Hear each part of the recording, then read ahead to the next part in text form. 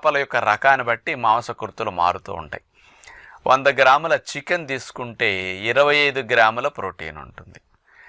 మరి కందిపప్పులోను కోడి మాంసంలో ఉన్నంత మేక మాంసంలో ఉన్నంత ప్రోటీన్ ఉంది. మైసూర్ పప్పు తీసుకుంటే ఇందులో 28 గ్రాముల మాంసకృతులు ఉంటాయని చెప్పటం జరిగిందనమాట.